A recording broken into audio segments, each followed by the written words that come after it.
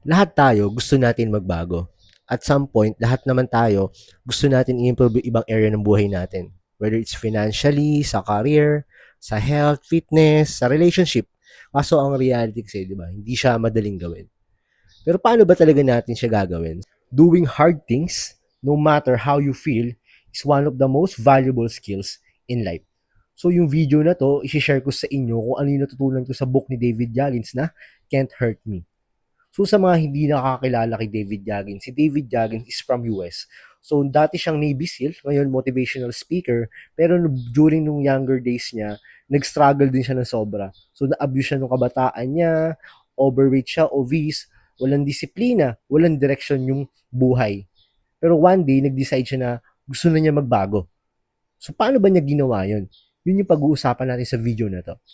So isa sa mga takeaway or moral lessons na natutunan ko sa video nito, isabi ni David Goggins is, callous your mind. So ano ba yung callous? Yung callous basically, yan lang yung kalyo. Alam niyo yun, yung, for example, sa gym, di ba, pag baguhan ka pa lang, di ba, masakit siya sa kamay kasi nagbubuhat ka ng mabigat, may bakal, ganun. Pero pag tumatagal, nagkakaroon na siya ng balat na ganyan, no? Ano, yung matigas. So malaking tulong yan, although pangit siyang tignan. Pero pag mas marami ka ng kalos sa kamay, pag nag-gym ka or nagbubuhat ka ng mabibigat, hindi na siya ganun kasakit. So, ang lesson is, callous your mind. So, ibig lang sabihin nun, we have to do something difficult and painful. Pag kasi ginawa natin yun, nadidevelop yung mind natin, body, and spirit. So, for example, nag-decide ka na tumakbo ng 5 kilometers, ang pinakamahirap talaga dyan is yung umpisa. Pero pag madalas mo siyang ginagawa ng paulit-ulit, yung second time, third time, mas lalo siyang dumadali the more na mas ginagawa mo siya. Kasi yun na yung nagiging ano mo, baseline mo. At mag increase din yung capacity mo to do hard things. So paano ba nangyayari yun? Bakit ba nangyayari yun? Ipapaliwanag ko sa inyo dahil sa dopamine. So ano ba yung dopamine?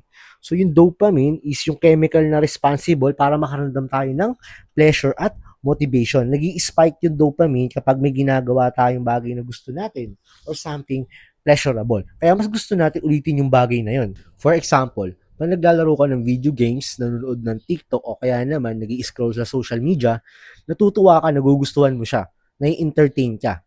Kaya nag-spike up yung dopamine mo. Gusto mo siyang ulitin ulit. Pero kapag sobra na yung pag-increase ng dopamine mo, nagkaka-issue.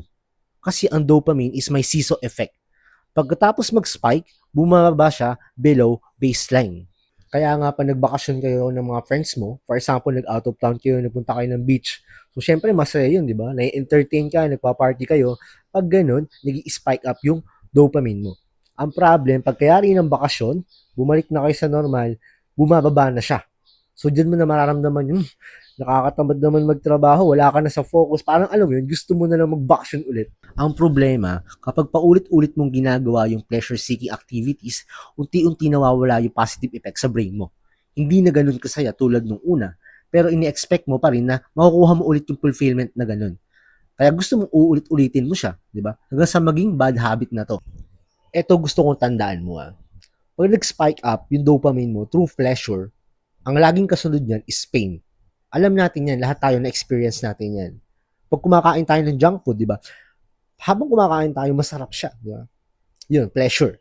Pero after nun, yung pain. Alam mo yun, yung feeling mo, pangit na sa pakiramdam. Ganun din. Pag nag-cellphone tayo or nag-scroll tayo social media, habang nag-scroll tayo, natatawa tayo, na-entertain tayo. Pero after nun, ano yung pakiramdam? Nag-procrastinate na naman ako, nagsayang na naman ako ng oras. So, ganun siya. So, good news naman, pwede rin natin gamitin yung dopamine sa advantage natin. So, paano natin gagawin yun? Through pain. Lilinawin ko lang reasonable pain. Baka kasi yung pug mo lang yung sarili mo sa pader pain na yun. So, hindi ganun. Kailangan reasonable pain. Sabi ko nga kanina, may seesaw effect yung dopamine. Kaya if we do something painful, ang kasunod nun is pleasure. So, ang perfect example diyan is pag nag-gym tayo, di ba?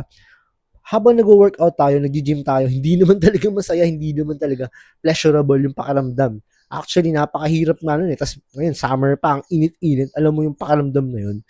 Pero after mo mag-gym, nagkakaroon ka ng sense of fulfillment. At least ngayong araw na to, may na-accomplish akong magandang bagay, di ba? At least, pakiramdam ko ngayon, proud ako. Kasi kahit na hindi okay yung pakiramdam ko, kahit hindi ko feel mag-workout, nag-workout pa rin ako, na-feel ko. Di ba? Na-feel ko yung pleasure. So, ganun siya.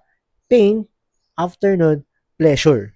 So, ano pa example? Ngayon, yung pag-create ko ng content, actually, before ko umpisahan yung video na to, before ko siya gawin, talagang tinatamad ako. Ilang araw na ako nagpo-procrastinate eh. So, decide na lang ako, bahala na, gawin mo na lang kahit hindi mo feel o kahit hindi ka motivated, wala kang, wala ka man lang inspiration, basta gawin mo na lang. Habang ginagawa ko yung video na to, pain siya kasi hindi ako komportable. Pero alam ko, after ko matapos to, I feel pleasure. Kasi again, nagkaroon na naman ako ng sense of accomplishment. At least, may nagawa akong bagay na importante. Di ba? Long term, panalo ka talaga. Kasi pag paulit-ulit mo na siyang ginawa, nagiging habit na siya. Nagiging healthy ka na nagiging proud ka sa sarili mo. Di ba? Kasi napatunayan mo na sa sarili mo na kaya mong gawin yung mga bagay na mahihirap eh. Kumbaga, yung pinaka-reward talaga is finishing the work itself. Kaya kung gusto mo maging masaya yung buhay mo, o kaya naman gusto mo talaga na magkaroon ng meaning yung buhay mo, don't chase pleasure. Chase pain. Reasonable pain. Sana marami kang natutunan sa video na to. Sana nakatulong ako sa'yo. And guys, thank you sa panonood and see you next time.